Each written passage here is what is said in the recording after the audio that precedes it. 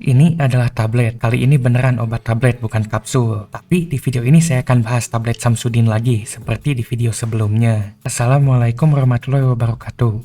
Ini adalah Samsung Galaxy Tab S 8.4 inch. Ini adalah tablet flagship Samsung di tahun 2014. Masuk Galaxy Tab ini bersaing dengan iPad dari Apple Kroak. Dari Galaxy Tab ini pertama rilis di tahun 2011, dan sampai sekarang si Samsudin masih bikin tablet. Smasnuk dan Apple ini seperti El Clasico di dunia HP dan tablet. Istilah El Clasico ini awalnya dari bola yang berasal dari Barca dan Real Madrid, bukan dari RRQ dan EVOS seperti yang bocil ML kandang monyet bilang. Tablet ini rilis di zaman flagship Samsung itu Samsung Galaxy S5. Dari desainnya juga ini tuh mirip seperti Samsung S5, terutama dari desain cover belakangnya. Ini merupakan Samsung Galaxy Tab seri S pertama yang merupakan seri tablet flagshipnya Samsung. Dan karena itu spek tablet ini cukup tinggi untuk di zamannya. Kebetulan saya dapat tablet ini seharga 400 ribuan dengan kondisi yang nggak tahu kayak gimana. Deskripsinya kurang jelas dan fotonya tuh cuma foto ngambil dari Google, bukan foto asli. Tapi akhirnya saya tetap cobain beli walaupun agak sus. Dan setelah paketnya sampai di Cibaduyut, langsung aja saya unboxing. Saat awal ngeliat tabletnya ini agak sus karena kelihatan murahan dari firmnya, kayak bukan flagship. Tapi ternyata setelah saya lihat lebih lanjut, ini beneran sesuai yang saya beli. Dan saat saya coba nyalain, ini alhamdulillah nyala dan berfungsi. Untuk minusnya, ini nggak ada SIM tray-nya, jadi saya nggak bisa masukin SIM card dan SD card. Untuk spek singkatnya, tablet ini pakai prosesor atau SoC Exynos 5420. Ini sama seperti yang dipakai Galaxy Note 3 versi internasional. Dan ini tuh prosesor aslinya octa-core, tapi core yang jalannya cuma bisa 4 secara bersamaan. Jadinya octa-core rasa kuat core kurang lebih. Kalian bisa lihat penjelasan cara kerjanya di channel saya. Dan kalian juga bisa lihat proses saya pasang custom ROM di Galaxy Note 3 di channel saya. Untuk isinya, Exynos 5420 ini pakai CPU Cortex A15 dan Cortex A7. Iya, ini masih 32 bit. Dan GPU Mali T628MP6. Untuk layarnya, ini pakai AMOLED 2K berukuran 8.4 inch. Ini malah lebih tinggi resolusinya dibandingkan penerusnya. Dan kualitas layarnya juga malah lebih bagus. Sepertinya di Galaxy Tab S2 malah downgrade. Kalian bisa lihat video saya tes Samsung Tab S2 di channel saya. Dan untuk dedicated RAM-nya, ini 3GB dengan internal 16GB eMMC. Sayangnya tablet ini OS-nya masih jadul dan mentok di Android 6 Marshmallow. Ini masih ada easter egg Flappy Bird-nya. Dan ini di easter egg-nya aja udah nge-lag. Ini UI TouchWiz-nya juga udah kerasa nge-lag ini, padahal saya belum pasang aplikasi apapun di tablet ini. Dan tentu saja YouTube gak bisa jalan karena Android-nya terlalu jadul. Kalian bisa lihat video penjelasan kenapa YouTube sengaja gak support Android lama di channel saya. Ini tuh zaman dimana UI Smasnuk alias TouchWiz itu dibenci karena lemot dan juga banyak bloatware-nya. Beda dengan zaman sekarang, dimana UI-nya Smasnuk sekarang alias One UI malah dibanggain berlebihan sama penyepongnya. Dan sampai mereka tuh bilang One UI lebih dari Android. Buat nyelesain masalah lemot dan versi Android jadul di tablet ini, kita perlu custom ROM. Untuk mulai proses custom ROM-nya, pertama saya buka XDA dan cari ROM buat tablet ini. Sebenarnya ini tablet bisa ke Android 13, tapi saya mau main aman aja dan pakai ROM Android 10 Lineage OS 17.1. Jadi langsung aja saya download. Setelah itu saya download juga GApps-nya. Saya download yang Pico buat Android 10 dan arsitektur ARM karena ini masih 32 bit tabletnya. Dan buat masang custom ROM-nya kita perlu TWRP.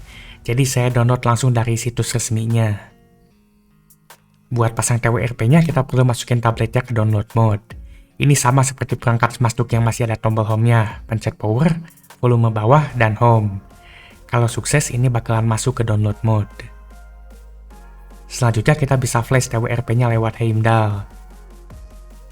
Ini awalnya gagal saat pertama kali saya coba. Dan ternyata ini tuh akibat kalau di HP Smasnuk keluaran lama, tulisan recovery-nya itu harus besar. Dan setelah coba lagi, ini bisa. Setelah beres pasang recovery-nya, saya restart paksa dan setelah mati langsung pencet power, volume atas, dan home. Sayangnya ini pas pertama kali coba saya gagal masuk ke recovery-nya. Jadi saya coba matiin tabletnya dan ulangi lagi masuk recovery-nya. Dan kali ini sukses. Selanjutnya seperti biasa, saya ADB sideload buat masukin custom ROM-nya, udah itu saya masukin juga GApps-nya.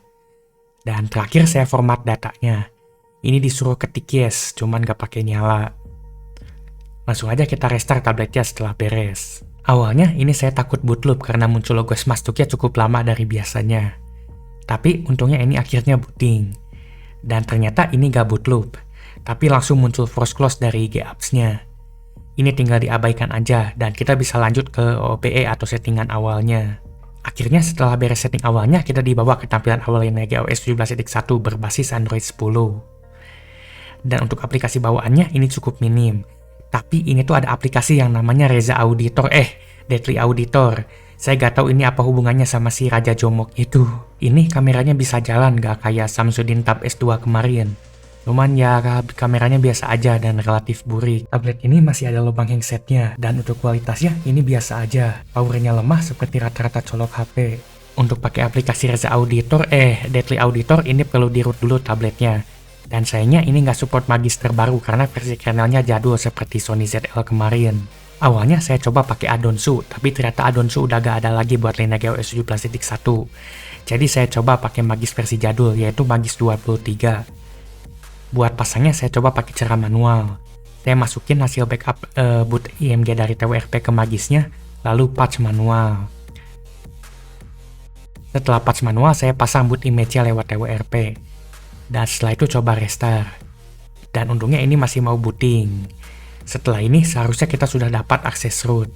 Jadi buat yang penasaran sama aplikasi Jomo ini tuh aplikasi yang bisa ngatur clock speed CPU dan GPU-nya. Jadi saya bisa coba overclock CPU-nya ke 2.1 GHz dan GPU-nya ke 600 muhazirin. Setelah itu saya atur throttling-nya biar gak turun clock-nya dan ngaceng terus. Sayangnya setelah di overclock ini tabletnya malah jadi gak stabil dan sering restart sendiri. Jadi saya coba turunin overclock-nya dikit ke 2 GHz untuk CPU-nya dan 583 muhazirin untuk GPU-nya. Dan setelah di overclock ini tabletnya jadi makin panas. Jadi kita perlu modif juga hardware-nya. Untuk ini pertama saya perlu cek dulu cara bukanya. Dan untungnya tablet ini bukanya dari belakang, nggak perlu angkat layar. Selanjutnya saya perlu tahu posisi SoC-nya ada di mana. Dan sayangnya nggak ada yang mau ngasih tahu. Jadi saya harus lihat skematiknya dan saya ketemu skematiknya di Scribd Toilet.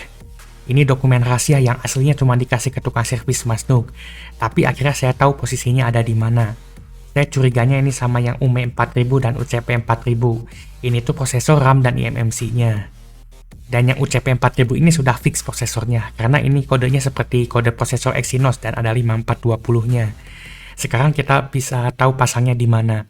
Jadi langsung aja saya buka cover plastik belakangnya.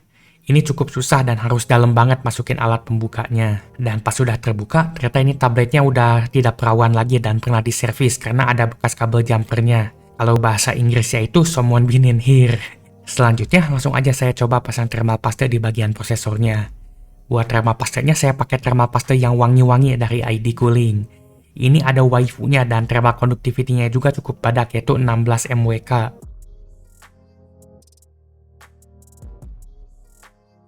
Di dalam kardus wanginya itu ada suntikan thermal pastenya itu sendiri. Ini ukurannya badak tapi gak tahu kalau isinya. Dan juga ini ada spreader dan cairan buat bersihin thermal pastenya. Langsung aja saya pasang thermal paste ke tabletnya di bagian prosesornya. Karena tadi kita udah lihat skematiknya jadi kita tahu pasangnya di mana. Dan untungnya ini tuh prosesornya ngarah keluar seperti Sony ZL. Dan setelah itu langsung aja saya timpa tembaga dan juga selotip tembaga buat nempelin di atasnya. Dan ini bikin tabletnya jadi agak lebih tebal. Nanti bakal kebuka dikit tapi saya bakal paksain. Selanjutnya saya cobain tempelin lagi casing belakangnya dan ini tuh sayangnya nggak nutup sempurna. Tapi minimal untungnya masih bisa nyala. Buat masalah nutupnya saya coba tambal pakai lem, udah itu saya timpa biar lengket dan rapet lemnya. Dan sekarang tablet ini sudah bisa lebih dingin setelah ditambah thermal paste dan tembaga. Suhunya masih panas tapi lebih waras dan saya lebih berani buat nyiksa tablet ini sekarang. Langsung aja kita coba tes gimana rasanya pakai tablet ini setelah di custom ROM dan pasang tembaga. Pertama saya coba pakai buat sosmed ringan. Saya coba distort ini masih bisa cuman agak nge-lag. Terutama pas buka gambar atau video loadingnya lumayan lama.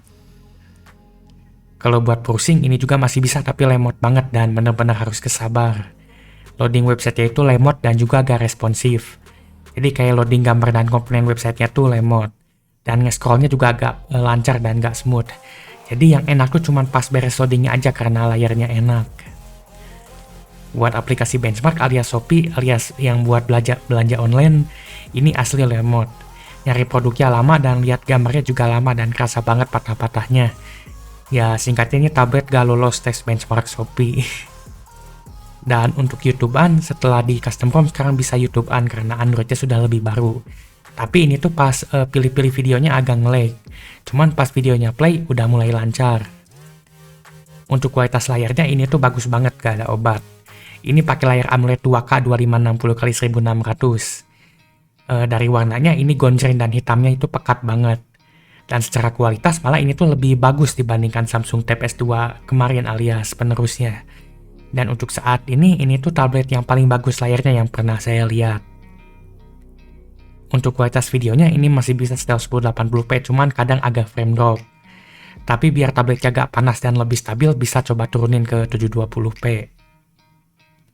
Untuk speakernya ini sudah stereo, ada di sebelah kiri dan kanan. Buat kualitasnya ini biasa aja dan tergolong cukup. Treble-nya masih agak buntung dan bassnya tuh kerasa tapi kurang.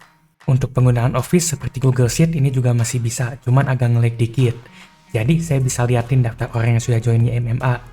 Dan khusus YMMA, kalian bisa nonton video lebih awal, nonton video khusus, dan juga dapat kesempatan untuk masuk TV seperti yang ada di depan layar kalian. Langsung aja join kalau minat. Dan ini harganya cuma 5.000. Wah, murah banget. Singkatnya untuk penggunaan harian tablet ini udah agak layak pakai karena lemot banget dan performanya udah kurang. Selanjutnya kita akan coba cek apakah tablet ini masih layak buat gaming. Untuk game yang harus 64 bit seperti game Kikir Patno gak bakalan jalan karena ini prosesornya masih 32 bit. Pertama saya coba tes MOBA analog.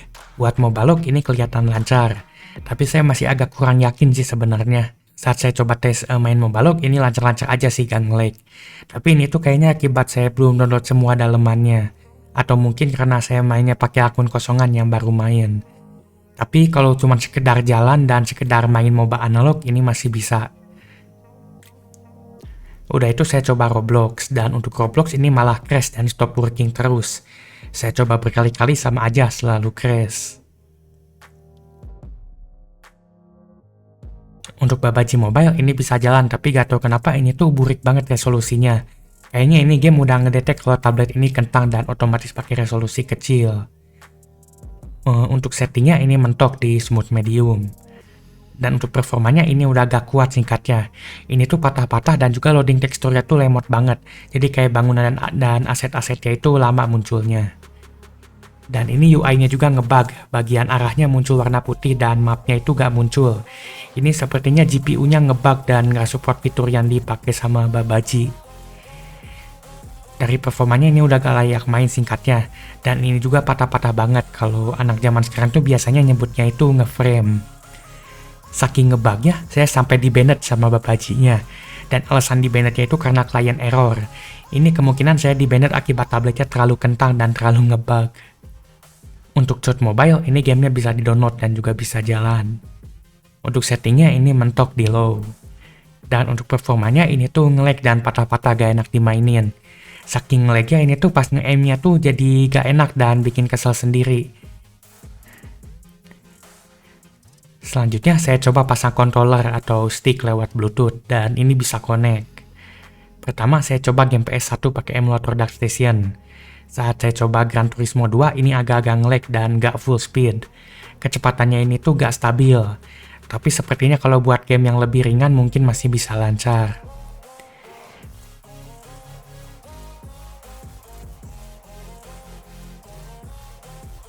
Dan setelah itu saya coba emulator PSP. Saat saya coba NFS Rival ini masih lancar dan full speed kecepatannya.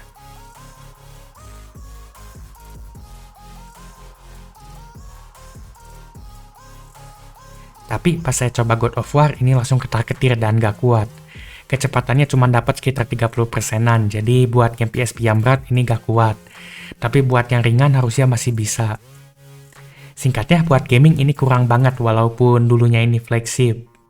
Samsung Galaxy Tab S 8.4 inch ini merupakan tablet flagship di tahun 2014. Namun sekarang setelah 12 tahun, umur dari tablet ini sudah mulai kerasa terutama dari performa dan kemampuannya. Namun kalau dari kualitas layarnya ini masih bagus banget. Menurut saya kalau masalah worth sih ini tuh kurang worth it walaupun layarnya bagus. Ini performanya udah agak layak ditambah prosesornya masih 32 bit dan juga gampang panas banget. Ditambah ini juga perlu di custom ROM dan perlu dimodifikasi dikit biar lebih enak dipakai. Tapi kalau kalian misalnya berani oprek tipis-tipis hardware dan softwarenya, ini masih bisa dipakai buat tablet khusus nonton video. Itu saja sekian dari saya, semoga video ini bermanfaat.